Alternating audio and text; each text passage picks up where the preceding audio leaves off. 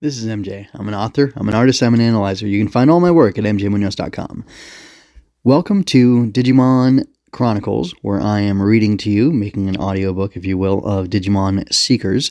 Right now I'm doing episode by episode, but pretty soon I'm going to do a single file with all the chapters put together. This is Chapter 1, Part 15, Eiji, Wolf of the Ninth Avenue.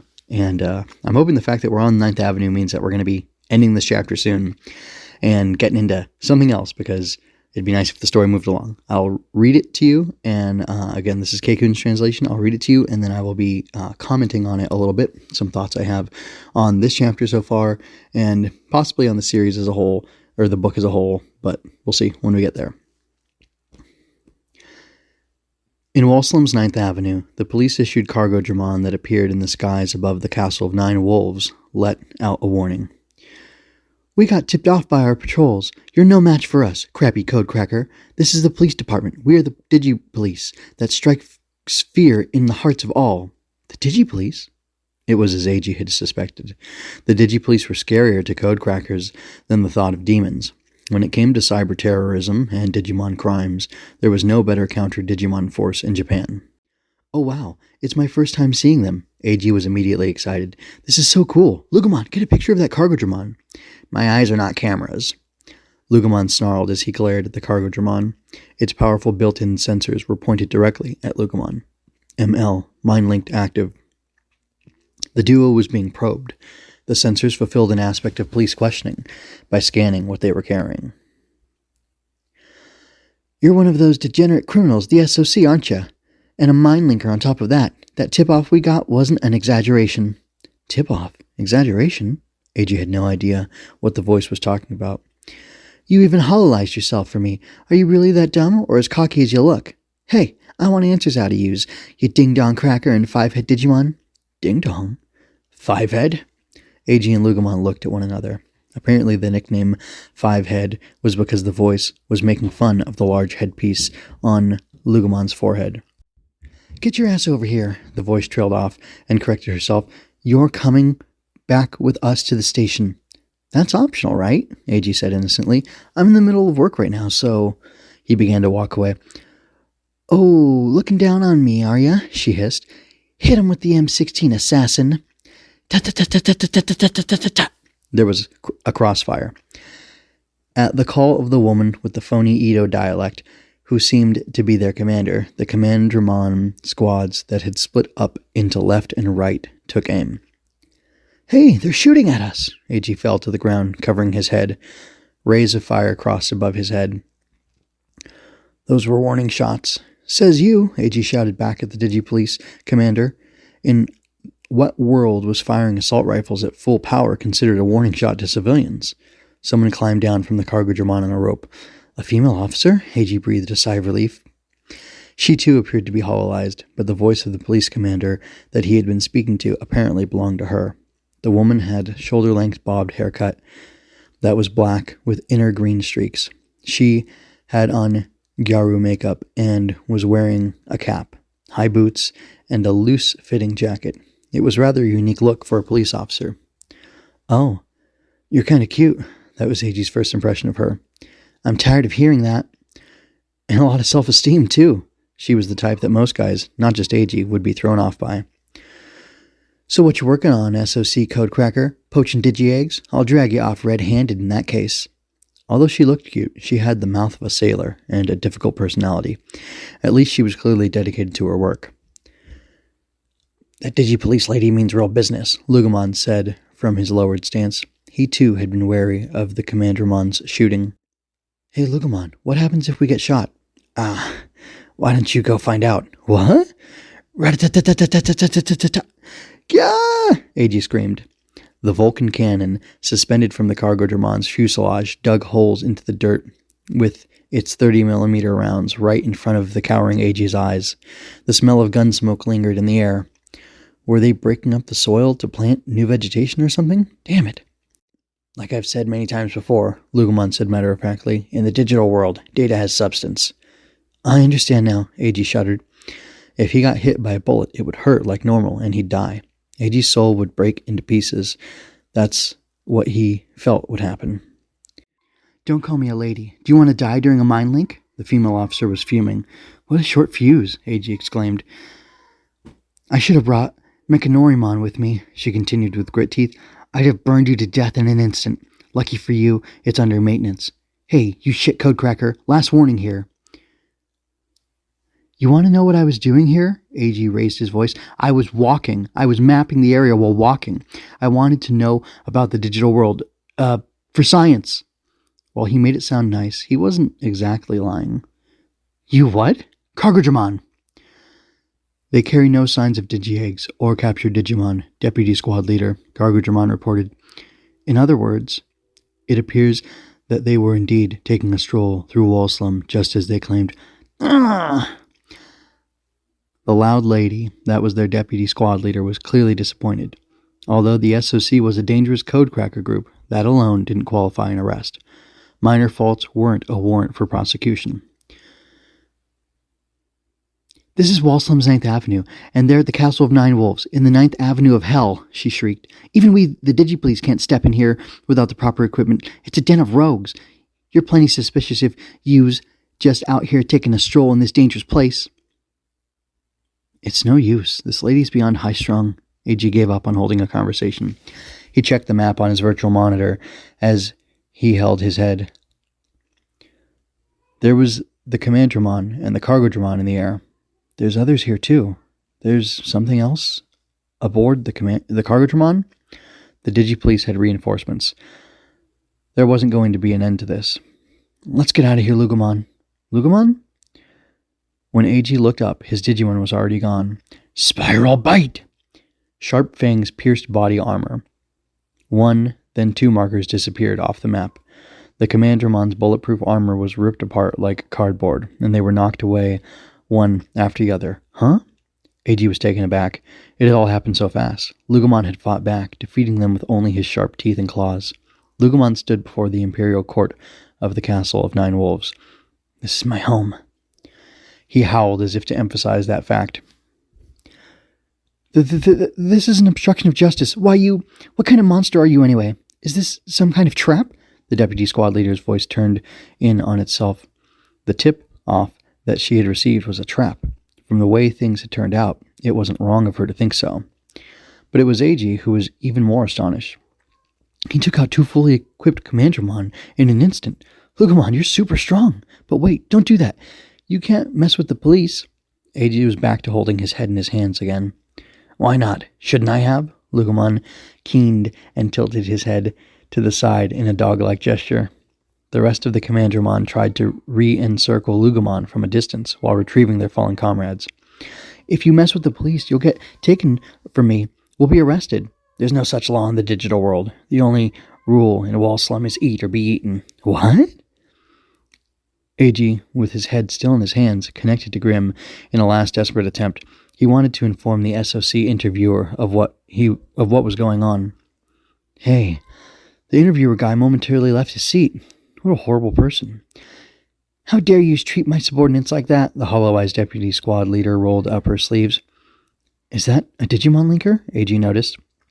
She was wearing on her wrist a watch with a smartwatch-type dock. It had police colors, so the coloring was different, but it looked like the same type that Eiji was wearing. "You'll pay for underestimating me."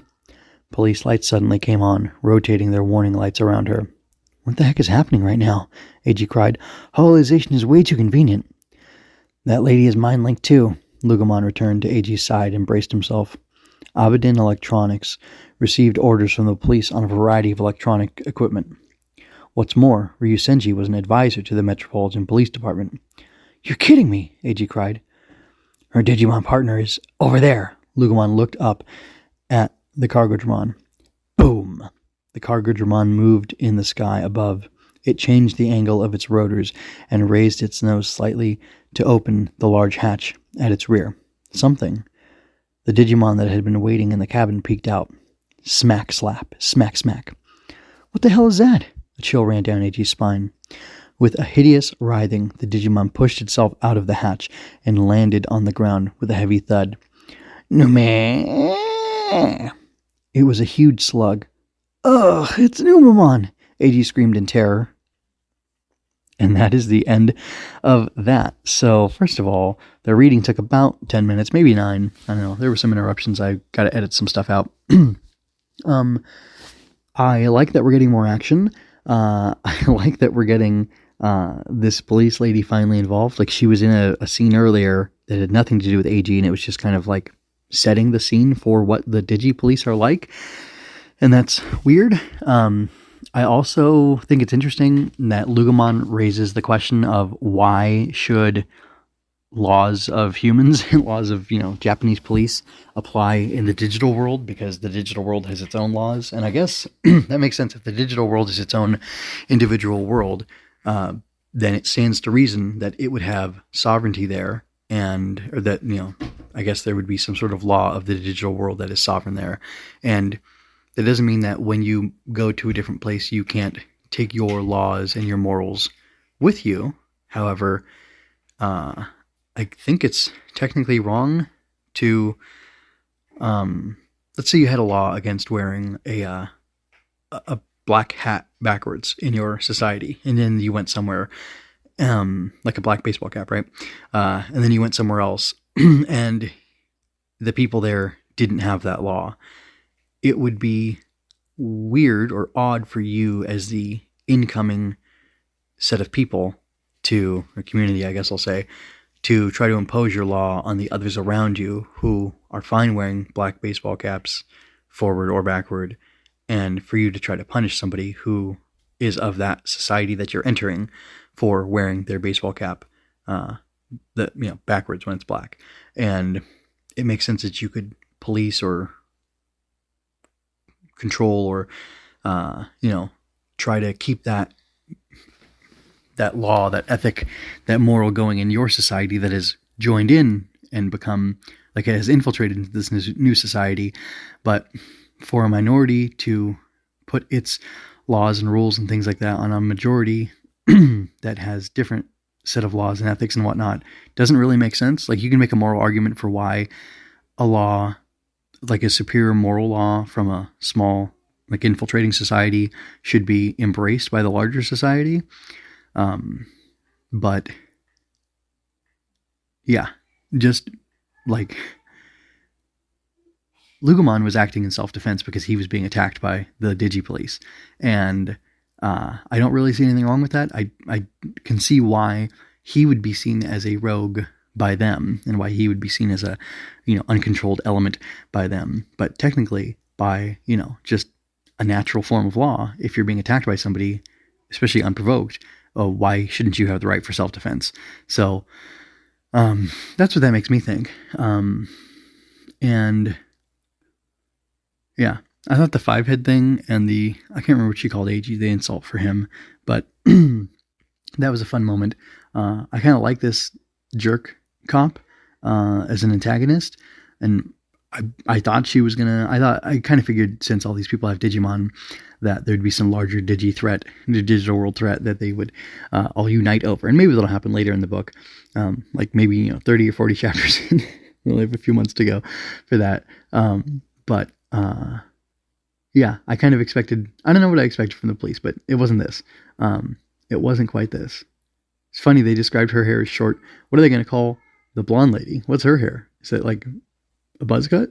I guess they do say that this lady has the black bob. So yeah, I know that the Edo accent is kind of funny, and I can see what Keikun did with the translation choice there. It kind of makes sense to me, and I hope it did it justice. But anyway, I don't know. It's interesting. It's gross that she has a Numemon. It seems very odd that she's a Numemon. I wouldn't think that a Numemon would be an effective police thing. Like, you don't have a Chihuahua as a canine, part of a canine unit. It's a German Shepherd or something like that. Because that makes a lot more sense. Yeah. The story's moving forward. Again, like, this also could have been a place where we started. We didn't have to have all this world building. We could have had, like, the narrative. It could have been truncated, and we could have had Eiji is assigned by Ryusenji to go ahead and do the infiltrate SOC, and then we see him go into Wall Slum with Lugomon, and still have a lot of their dynamic together, because their dynamic is good. It's just there was a lot of, like, build up And now, to me, it's finally starting to go somewhere. Yes, because there was violence, but also yes, because there's conflict, and there's like Eiji and Lugumon aren't isolated. They're not just talking to Ryusenji. There's, Ryusenji talks to and advises and gives tech to the police, but now he's also giving it to this independent actor that he's got in Eiji, and he expects something from him. And like we're learning that the mind link is a thing, and that the police can mind link, and that Eiji can do, and it's super hypocritical of the cop that, oh, you're mind linked? How dare you be mind linked? Oh, I happen to be mind linked too, but yeah, that's an interesting thing. Like in Japan, as far as I know, it's illegal to own guns, but the cops can have guns, of course. Like I don't think just like a regular cop. I think it's a special level of cop, but certain levels of police can have guns, and I don't know if it's detectives or who it is specifically, but they can have guns, and no one else is allowed to have a gun. And if like a detective were to run up on somebody and they had a gun, they would automatically, oh, that person's a criminal. Well, yeah, because that's how your laws are structured. But like intrinsically, like the fact that you can have a gun and be a cop and be in good standing with the law means that, according to your society, there is a legitimate reason for a person to have a gun. And the fact that a civilian is barred from it and therefore is automatically a criminal for having one doesn't really make sense. Because what's the difference between the two of you? Well, I'm a cop and they're not, or I'm a special level of detective, I have special training. What if they have special training? What if an American who has special training and, can shoot as well as a American or Japanese cop goes to Japan, but they're not a cop? Would the Japanese, be upset with them for having a gun, or the detective not like that? Possibly, but that doesn't really make sense. It's like this weird, I don't know, I guess there's like an arbitrary level or layer of like law that's being described, and it's interesting because like Lugumon doesn't really care about that. He is unaffected by those things. He kind of sees protocol, like the protocol is eat or be eaten in the digital world, and he's okay with that. But like you see, he's not just randomly attacking people. He's not just violent for violence sake. He has his territory and he maintains it. He defends himself and things like that. So it's kind of interesting how, I don't know, it's just interesting what's being set up, and I don't know what's being said necessarily, but I'm observing what I'm observing and sharing it with you. So anyway, let me know what you think about all this. Let me know what you think of the story so far, and if you're looking forward to more Seekers, or if you're tired of it, because I just saw a video pop up the other day that says that people are giving up on Seekers. So we'll see how it goes. I wonder how it's being received in China. I would imagine I would imagine the Chinese aren't too different from us, English speakers, and that they probably see a similar lack of action and lack of story development as an issue. But I'd be curious to see, and even in Japan, how is this being received? I'm really curious about that, and I wonder if anybody has looked into that specifically to see what the numbers are like. Because I'm sure you could look at website hits and see how much traffic Seekers is getting. Anyway, for now, that's all I have to say. I insist that you be well. I hope that you are well, and I hope that you be well. And until next time, folks, this is MJ signing out. I hope you enjoyed that. Go to mjmunoz.com to leave any questions, comments, or other feedback you might have. There you can find all of my analysis, art, and fiction. I cover books, tokusatsu, comic books, anime, and more. Look around. You're sure to find something else that you'll enjoy as well. This has been a Story Over Everything production.